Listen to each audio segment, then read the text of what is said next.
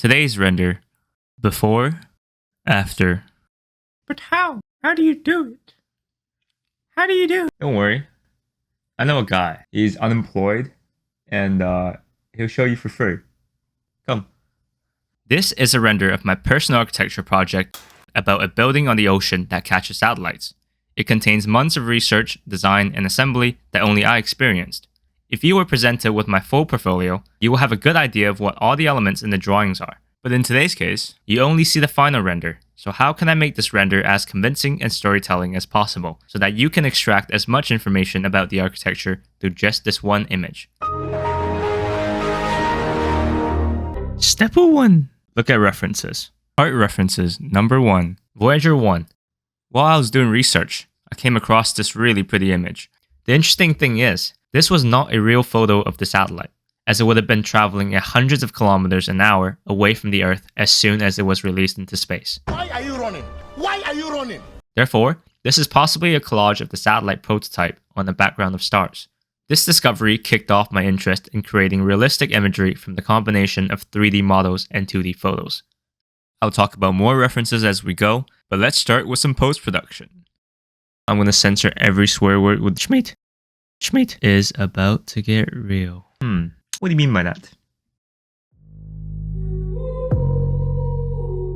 First step, we want to isolate elements of the drawing that we want to edit individually. This means that if I want to edit the satellite, I want to be able to select just the satellite. And I started doing this by just blocking them out in individual color chunks. So I have the satellite in one color, the column in one layer. What the Schmidt are you guys doing here? And the cables in one layer. And then I can use the color range tool to select colors themselves. And then using that outline that it gives me, I can go to my base render, do copy and paste, and then now I have the satellite itself on its individual layer. I can move it around, add filters, do edits without affecting anywhere else on the drawing. This is an old file, and this is what the render ID looked like. It's not very useful, but boss, You created me.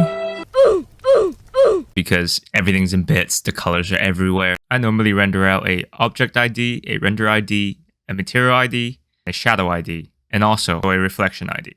So I used the first 3 to make the color chunks and to select objects, and I used the latter 2 to add shadows and highlights. So this is the original render. This is the render ID that it came with, and this is the final result of manually masking things in colors. I think it's a good time to clarify what I call everything, starting with the columns. These are the main columns. Then we have column base. We have far columns, which are columns that are at the back. Cables, the rest of the paths. And then we got the satellite, you know what it is. Then we have the container, the top ring, which is the top thing that holds the satellite up. Top railings is the scaffold. And that is pretty much it. And we just got sheet in the end. Now that they're all in separate layers, we can start playing with colors. Just kidding. Art reference number 2. 2001, A Space Odyssey. One of my favorite movies. I was mainly inspired by its use of vibrant colors and its one-directional lighting that perfectly captures the lighting condition in space and on the ocean. Furthermore, I really enjoyed its vintage take on space technology. It makes objects in the movie much more relatable and understandable, such as this space capsule thing that looks just like a submarine. This inspired me to not go too far into the future of space technology, as it is quite overdone. I want my building to be situated in this space and time, and all my architectural elements to be as realistic and constructible as possible. Remember this scene? This is how they did it. No CGI, just architecture. From this into this. Bruh. Are you mad? Perhaps, probably, maybe, yes. Back to the render. I wanted the main colors to be similar to my old render, blue for pontoons, and gold for anything metallic. Step 3. Background. So I started out with a daytime theme, but then I quickly regretted it because being a very space-oriented project, it would be nice to see the outer space, but during the daytime, you just see clouds. The top of this building is covered by fabric, so here I'm blocking them out and giving them some translucency. I really like freehand drawing with the brush tool. It's just really quick for trying out darknesses, colors, and things like that. How to draw straight lines with the brush tool. Click, hold shift, and click again, so you can even trace out edges. It's pretty useful. Architectural references. Gulliver. George Mayer's Gulliver project combines numerous images to create his drawings. He is great at using scale, material, and narrative. This inspired my understanding of visual storytelling and the exploration into collaging photos into my renders. Step 4. Satellite. Here comes the juicy bit. This is when I start collaging the satellite. I call it collaging because I basically just smack photos on top of it. I crop them, adjust them. I use this because I think photos are more realistic than most render materials. Render materials are too perfect for me. I just put a lot of texture on that I think belongs on a broken down satellite. For example, rust, steel, metal, space foam, shells of satellites. This is the smoke trail of a space shuttle, but I use it as this foam texture that is for insulation. Using foam texture for foam. No. Using a potato for foam. I drew some cracks on it manually, and I also trimmed the edges to fit the textures better. And then it crashed. Just kidding. More like... Nice. Now I'm going to show you step by step how I treat an example material and put it onto satellite. Got the satellite here, isolate it on its own. So I'm going to pull an image in. This is a boat that pretty much has nothing to do with the satellite except for the material. I like the shell that it has, so I'm going to try to put it onto parts of the curves onto the satellite. So I use the object selection tool to crop out the boat itself. I clip it onto the satellite. I can move it around inside, and now it looks like the shell is kind of becoming the exterior skeleton of the satellite. I leave it there, and then I go through pretty much the whole list of blending modes to see if there's anything particularly cool. I actually have pretty specific things about what I think makes a drawing cool, but let's get into that some other time. Usually I don't mess with the bottom ones as much. Mostly I use from darken to hard mix. The darken ones obviously make it darker, and the brighter section makes the image brighter. And then the third section gives a high contrast or low contrast version of the image. Let's just go with normal for now. So I'll leave this on as a layer and apply more and more to it. If you press Control while you're in free transformation, you can adjust the perspective and warp and stretch the image. So you can kind of just fit it onto parts of the satellite. And then you can just delete the rest of the image that you don't want. It's completely like doing a physical collage where you keep the parts that you want and just cut out all the parts that you don't want. This is my second time collaging after the crash. Nice. And yeah, more or less copying the image that I had before crash, just making small adjustments to refine areas and making this one more detailed and compositionally better. I think this collage method works particularly well for objects that are breaking down, eroding, because then the materialities kind of melt together and you don't have to clearly define the edges when you're collaging it. Here is a zoomed in view of the satellite. So this is pretty much what we just saw. If you zoom in really close, you can see all the shakeups. Step 5. Add objects of scale, material, and narrative.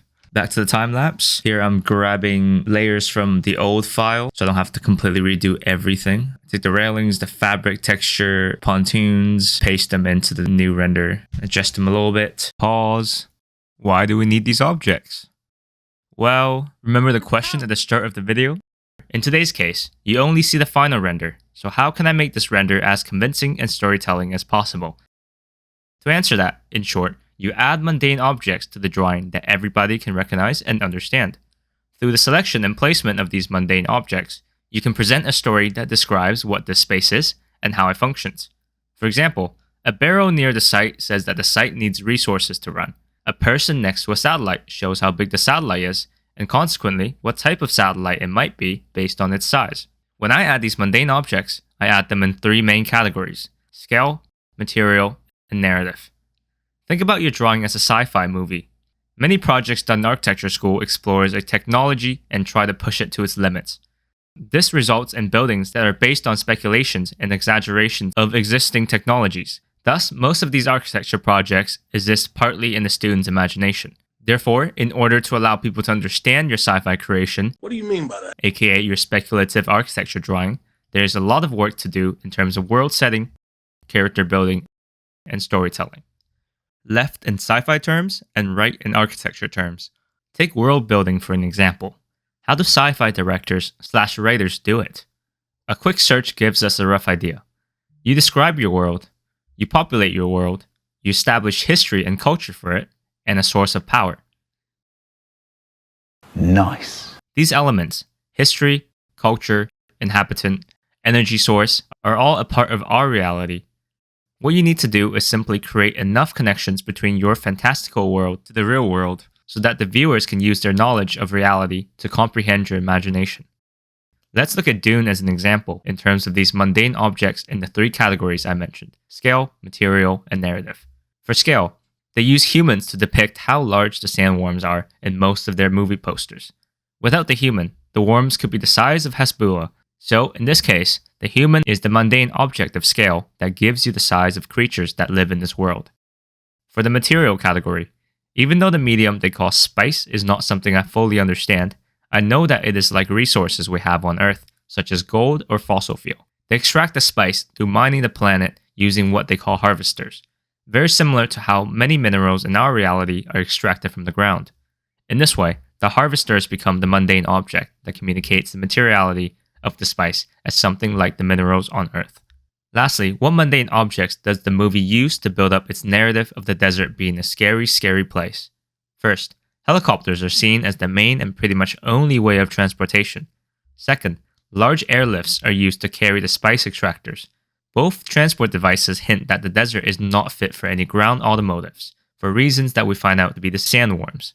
So, in this case, the helicopters and airlifts tells us that it is dangerous to travel on the surface of the desert. This is a big part of the movie's story, and therefore, these flying vehicles fit into the narrative category of mundane objects.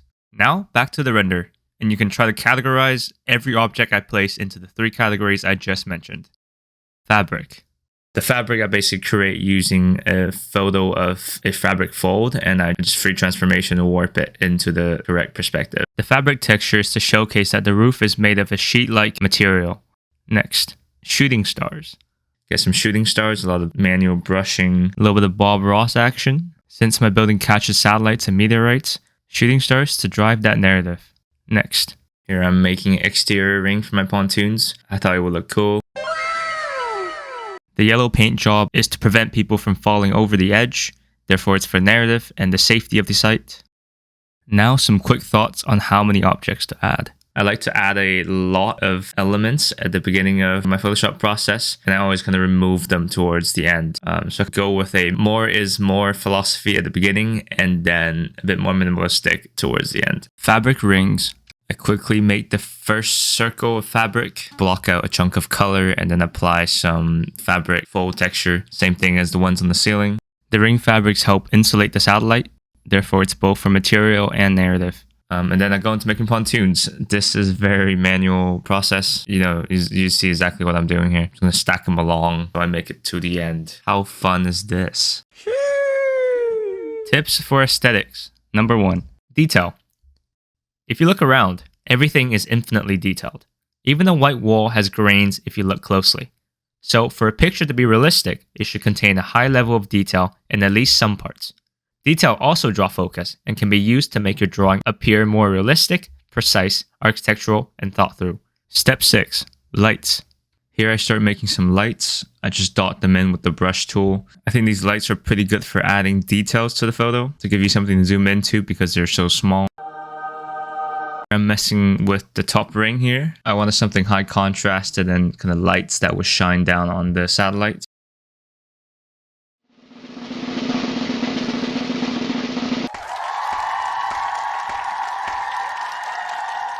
Here I start making the mesh that goes at the bottom. So I kind of start off by importing a flat image I found on the internet, and I stack them along, make it as big as possible, and then I warp them into the perspective. There you go.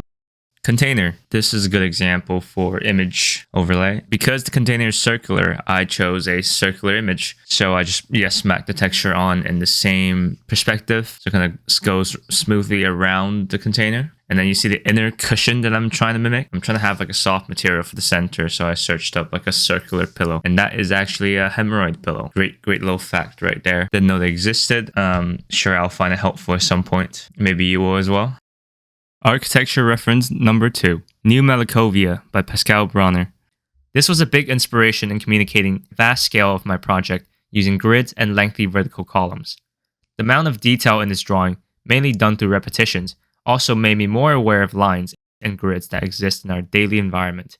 Carpet time. Pretty simple process, nothing much to say. I go a little crazy on some little details.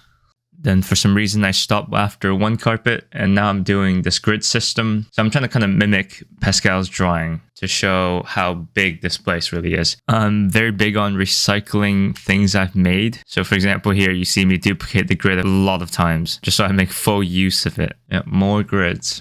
Giving the fabric a little bit of wave, since there's an opening above the satellite. Architecture reference number 3, Dear Moon. George Christophy's Dear Moon also uses drawing/photo textures to refine his renders. But mainly, I was inspired aesthetically by his use of high contrast that made the image more realistic, and compositionally by his framing of a symmetrical space that celebrates the object in the center. Here I turn on the shadow render ID. As you can see immediately, it makes the image a lot darker, gives pure black for all of the shadows that were in the render. Lighting. If you look at some images from 2001, A Space Odyssey, you can notice that there often tends to be at least one spot on the image that appears in pure white and one spot in pure black. Being the extremes of light and dark, these two spots naturally attract and repel attention. Ideally, you place the lightest spot near the most important focus of the image and the darkest spot near the least important. I'm just playing around here. I wanted to look at the image as a whole and change the darkness, color, overall setting for the image. After that, I can then work into the smaller parts and have more idea of what color I should give them. This is more of a personal thing. I like to add a little vignette effect on my images, especially for this image since it's very symmetrical and the focus is in the middle. I've trimmed a lot of these parts out, but I generally do spend a lot of time just making little corrections to colors, shades, lights, and all of that.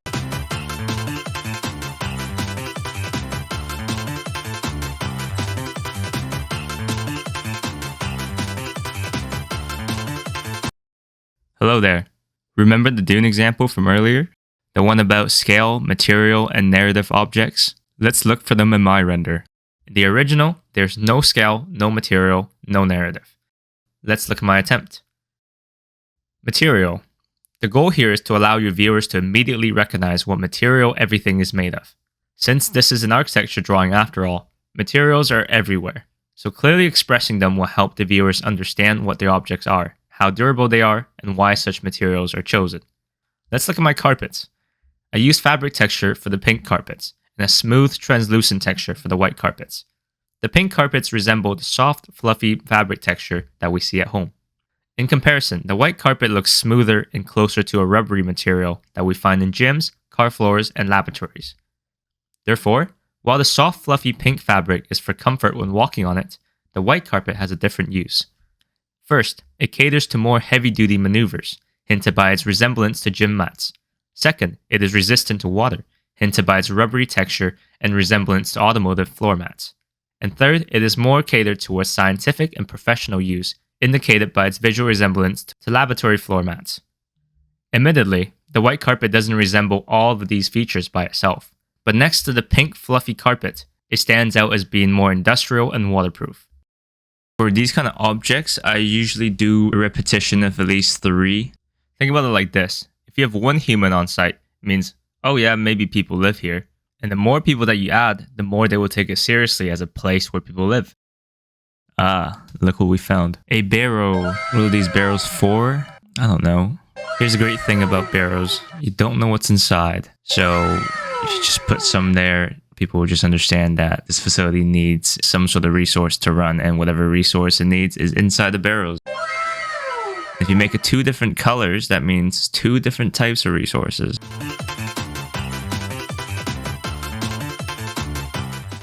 I'm mostly keeping these flying sentinels that I'm editing right here for a foreground effect. I thought I didn't have anything that was close to the camera, so I wanted this foreground to be a lot more zoomed in than the rest of the image. Aesthetics tip 3. Composition. From a 3D standpoint for architecture renders, you should consider compositing your image in layers. The 3 basic layers are foreground, midground, and background.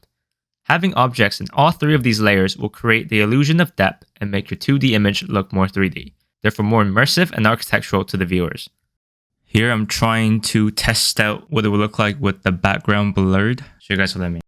Say that I want to make the back of the image more blurred than the front, or the outer ring of the image more blurred than the middle. So it's more like a camera effect where the focal point is only at one point of the image and the entire image is in the same level of detail. Like right now, if you zoom into the back and the side, it's pretty clear. It's the same clarity as the front. So what if I want to blur the background without manually blurring every single layer that is part of the back of the image? So what I do is flatten the entire image. So you right click on any layer and you do flatten image. This compress compressed the entire file into one layer. Now we've got that one layer. So now we're going to unlock it, copy it, undo the changes so that's full of original layers. Go to the very top, paste that layer. So this is basically a copy of all the layers below it. And now to blur it, we're going to go to filter, blur, Gaussian blur, put it to whatever you want. It's 4.4 in this one. It's the blurred version. You can see it's blurred. And now to unblur the front, we're going to create a layer mask. And then on top of it, erase the parts that we don't want to blur.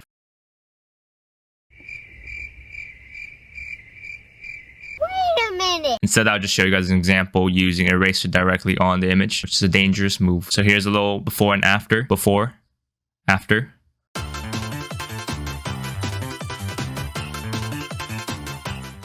Here is a fast and Schmidt way to do railings. I'm making 2 layers of the railings, just repeating the same layer again. One that is lighter, one is darker, so one works as highlights and one works as shadows.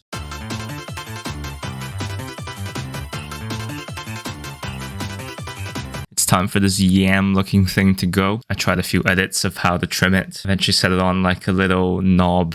These flying sentinels were beginning to piss me off. They look childish and they were attracted a lot of attention because they're so up close. So I took them out.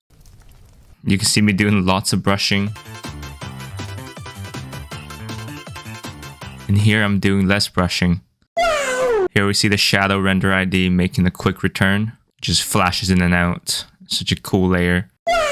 As I said before, with the flying sentinels, I wanted something in the foreground. So now I've moved the boys to the front, and I like them there. Scale. Normally, we use scale bars for our 2D drawings. So our goal here for our 3D image is to find something 3-dimensional and universal to replace the 2D scale bar. Humans are usually the go-to option in most architectural drawings. For my image, I had humans at each step, at the front, the middle, the back. Humans are only one example of what you can use for scale. Things such as ladders, stairs, and scaffolds are great for scale as they cater towards the human body, meaning that their scale is inevitably connected to the scale of humans. Yes, many ladders do exist for animals, but let's ignore that. I was like, oh, what if you fall into the mesh? Then how do you get back up? So I've added some ladders, but they're really subtle. You can't really see them. Except for maybe this one, which is probably the worst one. But yeah, I've thought about it, okay? You don't just die if you fall into the mesh. There's safety in this site. That's cap. This is kind of fun. I'm just spamming cranes. Again, the more is more rule still applies here. I'm just filling it up to see what they look like. I think this is where I received my PhD, graduate with an honors from the Department of Fabric. They should hire me in the next Avatar movie, and it should be The Way of Fabric. Look at that, man. I've mastered this art. Alright, are you guys ready to trip balls for a second? Hope you got your mushroom acetab strap because it's about to get crazy in here. Round 1. Fight! Oh my god! お前はもう死んでいる。何？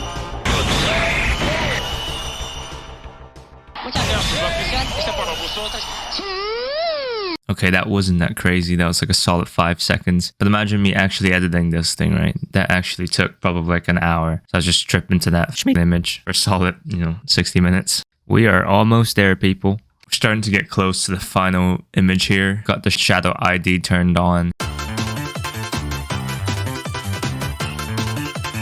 Here I'm adding strings that holds up the satellite. I use the pen tool, another tool that I use a lot. I haven't mentioned it, but I use it to draw all like the fabric seams. It's great for getting a crisp line. Fun fact about these domes, my friend who works at Grimshaw told me that they're basically really good for terrains that shift around. So if you're building on a foundation that is moving and changing, like soil that is kind of sliding down a hill or something, then these domes are really helpful because they can adjust to the change in their foundation. Step 7.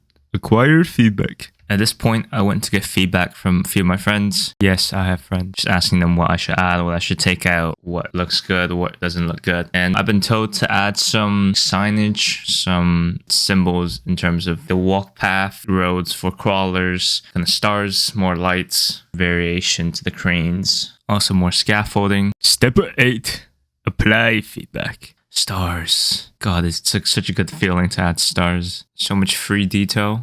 Here I start making the road signage. God, what a pain in the bum hole. The level of pain I experience here is equivalent to getting flamed in a crit in front of the girl you like. And it finally gave me a revelation. And it finally gave me a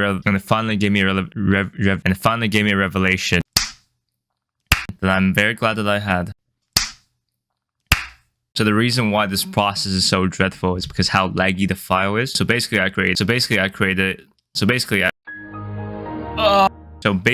flattened the image and created an identical file. So the size of this file is much smaller, so I do all my drawings in that file and then copy and paste it back into the original file. This is truly a 2 million IQ play, I must say. Put some respect on my name. Narrative. This is one of the most interesting topics I've learned in university. Overall, narrative just means a story that you are trying to tell. And in this case, you tell it visually. It could be about how environmentally friendly your building is by adding more trees, or how high-tech or low-tech it is by adding the corresponding machineries. As we spoke about in the material category, I created 2 different materials of carpets. This is because I want them to deliver the 2 main functions of this building, exhibition and facilitation. Pink for visitors to walk on, and white for the workers to conduct maintenance on. The amount of scaffolding and large construction machines around the site, as well as the hazmat suits that the inhabitants wear, demonstrate that this is a very machine-driven, high-tech, and scientific place.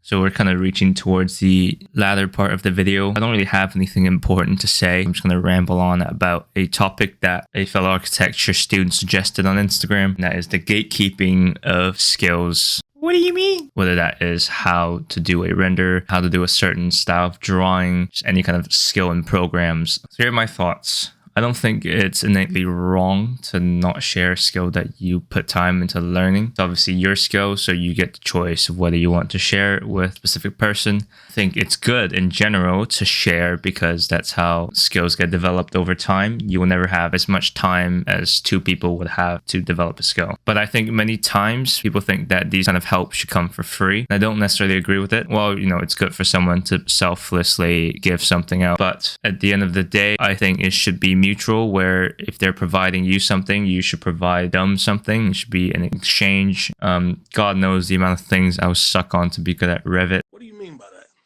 That's completely sarcastic. I believe Revit is hell.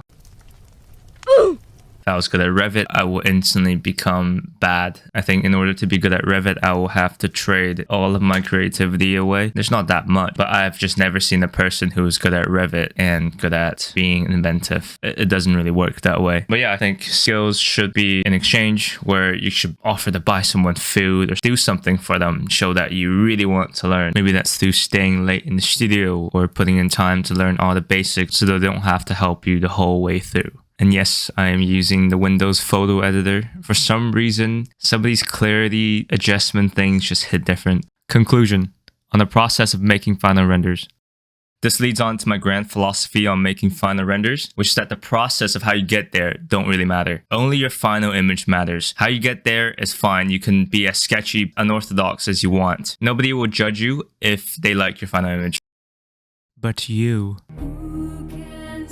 My advice is be sketchy, live on the edge. Don't let the program tell you what to do. Just make that. Abuse the program. Make it your bit. So I'm gonna give you guys a little zoom in and talk about some of the elements in this final edit. Pause. Leaving these here real quick. This is edit 3. So first we got the scaffolding around the satellite. I think these make the drawing more architectural. We got the pattern on the fabric, which gives it a bit more materiality. The main point is that it frames the drawing nicely. It takes the attention away from the 2 sides and brings the focus towards the center. The fabrics here, I thought it's more delicate as 2 strips rather than the entire ring that surrounds it. I tuned up the lighting in the back to show off the color of the sky, tuned down the contrast of the entire image to show more elements that are in the back, which will otherwise be blurred in the darkness of a high contrasted image. And habitation wise, so first we've got the living facilities over here. We've got a lot of tents. We've got people on the path watching the landing of the satellite or meteorite. It's landing on the building far away over there, and I've just drawn on some sparkles. Got the signages that tells you what goes where, similar to this side. 1 path for the crawlers, 1 path for people. And on the left, we've got all the transportation units, all the crawlers. And in the back, we've got a lot more communities and infrastructures spanning all the way to the back, showing that there's a lot more to this entire building than just this area. I think that's about it, guys. There are many things I could have done better, such as making the gold parts more reflective, as I want them to be metallic, and add more variations to humans and scaffolds to build up a stronger narrative. What do you mean by that?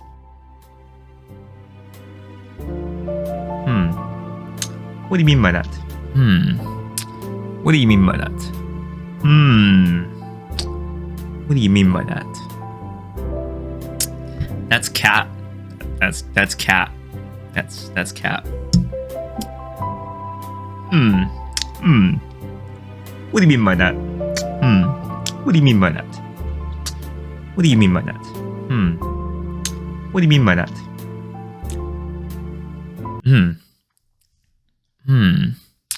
What do you mean by that?